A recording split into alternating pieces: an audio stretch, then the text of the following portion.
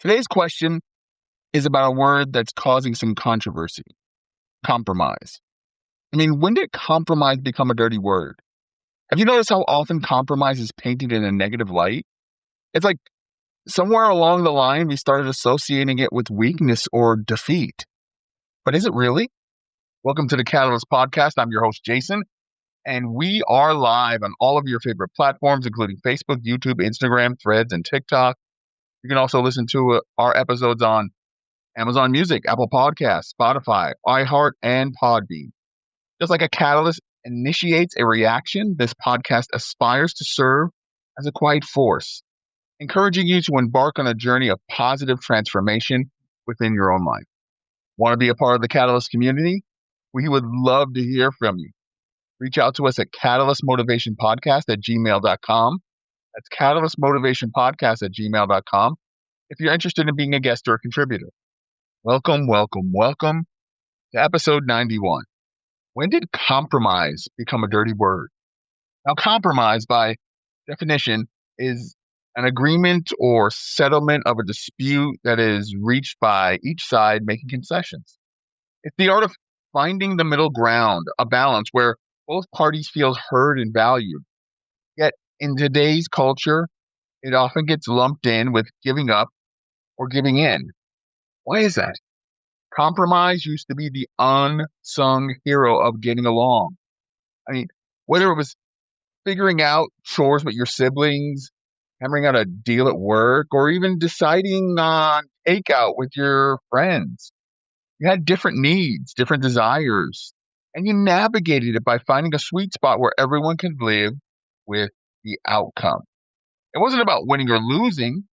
It was about moving forward together. Now, in today's world, suggest compromise and watch the defenses go up. Suddenly, you're quickly labeled as someone who doesn't stand for anything, someone who's easily swayed. It's like we've forgotten that sometimes the strongest stance is the willingness to bend a little. Now, let's be clear. I'm not talking about compromising on your core principles. That's the bedrock of who you are. Those, hold them tight. But those everyday negotiations, the figuring things out with other imperfect humans.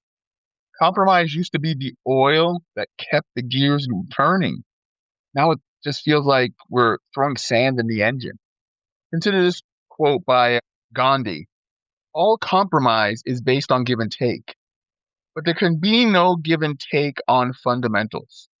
Any compromise on mere fundamentals is surrender, or it is all give and no take." This highlights compromise isn't about surrendering our core values. Instead, it's about negotiating areas where flexibility exists. But somewhere along the line, and I'm going to say this is pre-COVID that all this happened, the practical approach seems to have gone out the window. We're living in a digital echo chamber where deviation from the accepted narrative is met with swift and often brutal condemnation. It feels like we're all in these ideological bunkers, lobbing digital grenades at everyone who dares to suggest a different perspective. Like the TV we consume, often the hero is the one who stands unyielding, who never backs down. Rarely do we see a protagonist celebrated for finding middle ground, yet in reality, the world needs both warriors and diplomats. It's as if standing firm without budging an inch is considered a sign of strength. As insightful author James Baldwin once wrote, "Not everything is faced can be changed, but nothing can be changed until it's faced." And sometimes facing a problem requires us to step outside of our own rigid viewpoints and acknowledge the validity, at least in part, of another's perspective. A crucial step towards compromise. But here's the thing: rigidity is brittle. Like a tree in a storm, if we don't bend, we break. Compromise, on the other hand, allows us to sway with the winds of change and remain rooted in our core values. Like the ever-wise Winston Churchill once said, "The art of compromise is to get what you want by letting other people have their way." It's not about losing. It's about crafting a solution that works for everyone involved. Now, to be clear, I'm not advocating in compromising on fundamental human rights, on issues of justice and fairness. Those are lines in the sand. But on the vast spectrum of daily life, from deciding on a weekend activity with your partner to figuring out the best way to tackle a team project, the ability to find mutual agreeable solutions is essential. I mean, think about your own experiences. How many times has your refusal to compromise actually made things worse? How many opportunities for connection, for progress, have been lost because nobody was willing to yield even an inch? Trust me, trust me, I've been there.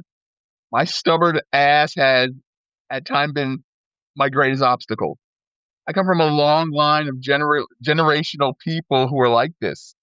But I've also learned, often the hard way, that the most satisfying and sustainable outcomes are usually the ones where everyone feels heard and respected, even if they didn't get what they initially wanted. Because compromise isn't about losing, it's about achieving a different kind of victory, a victory of relationship, a victory of the project, a victory of the overall well being of the group. It's about seeing that sometimes the most intelligent solution is the one that incorporates wisdom and the need of multiple perspectives. As Thomas Edison once said, like one of my favorite quotes, if I find 10,000 ways something won't work, I haven't failed. Every discarded wrong way is just one more step closer to getting it right. And sometimes the right way forward is the one that we discover through the process of negotiation and compromise. So then, why this descent of compromise into the realm of dirty words? Well, I believe it's a symptom of a broader societal trend towards black and white thinking, towards the belief that there's always a single absolute truth, and that anyone who deviates from that is inherently wrong. It's a dangerous simplification of a complex and nuanced world. But we have time to rehabilitate this word compromise. It's not a sign of weakness. It's a testament to our maturity and our empathy and our ability to navigate the complexities of human interaction with wisdom and grace. It's not about giving up. It's about strategically maneuvering towards a better shared outcome. Compromise isn't about losing ground. It's about gaining perspective. It's about valuing relationships over the need to be right. As the legend himself, Bruce Lee, once said, be water, my friend. Adaptability is key. All right, so how do we actually start bringing this essential skill back into our lives? How do we cultivate the ability to compromise effectively, especially in a world that often seems to actively discourage it?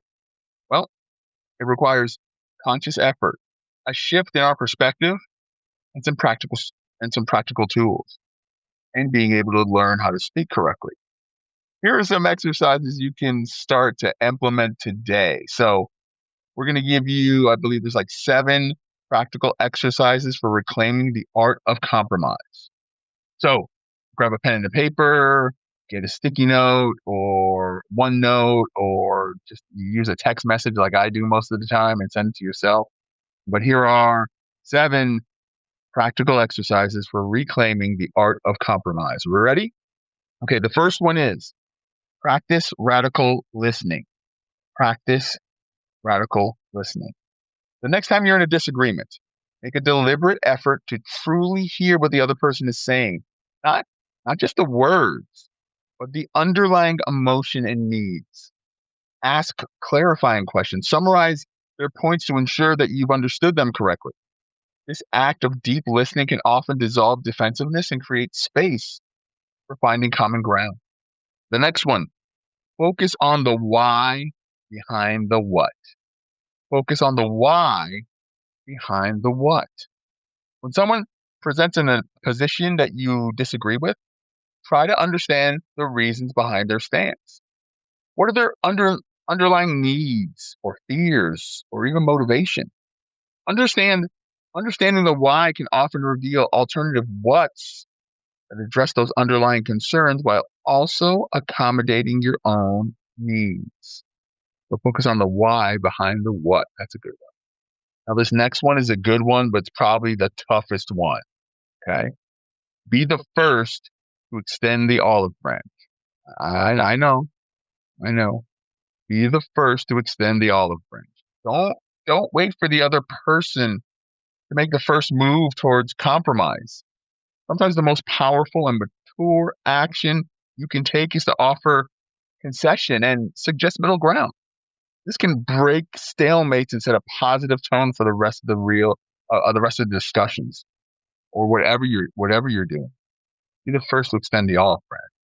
Okay, next up, cultivate empathy and perspective taking. Cultivate empathy and perspective taking.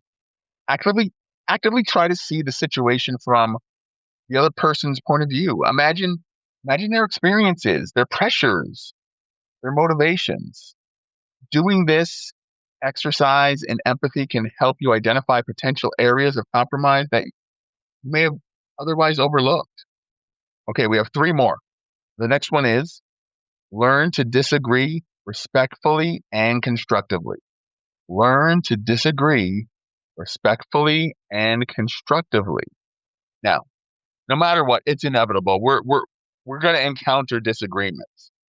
But the key to express your own views assertively but respectively, focus on the issue at hand rather than resorting to personal attacks or dismissive language. That is the big one. Tone police, dismissive language, huge. Frame your disagreement as an opportunity to find better solution. Just focus on the issue. Stay on the issue. Sometimes it's hard, but the more we do it, I think the better we can come together and communicate. Now, this next one is a big one for me. I try to use it as much as possible. Know when to take a step back. Know when to take a step back. If a discussion becomes too emotionally charged or unproductive, it's okay to suggest taking a break and revisiting the issue later when people are calmer and more rational. Sometimes a little distance can provide clarity and make compromise feel more achievable. It's one thing that's really helped me a lot, especially in the last year and a half, 2 years. It's something that's been a powerful tool. Okay, last one is reflect on the long-term consequences of rigidity versus compromise. Reflect on the long-term consequences of rigidity and compromise. So consider the potential long-term impacts of refusing to compromise.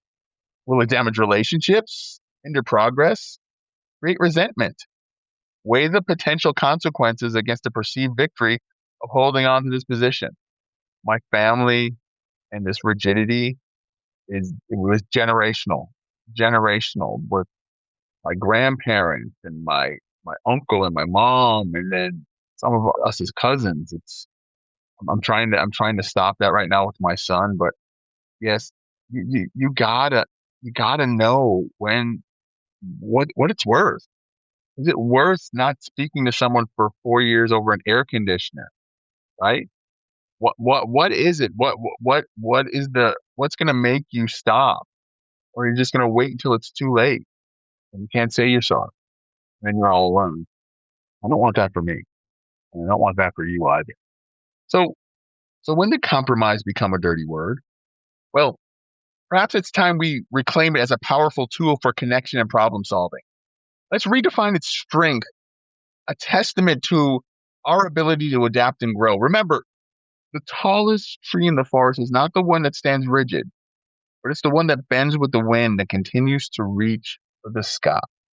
Okay, now we want to hear from you. What are your biggest challenges when it comes to compromise? Have you found any effective strategies in navigating disagreements and finding mutually acceptable solutions? Share your experiences and insights in the comments below. Let's start a real conversation about how we can collectively shift away from this adversarial mindset and embrace the power of finding a better way together. Go ahead and hit the like button if it resonates with you and share it with someone who really needs to hear this message.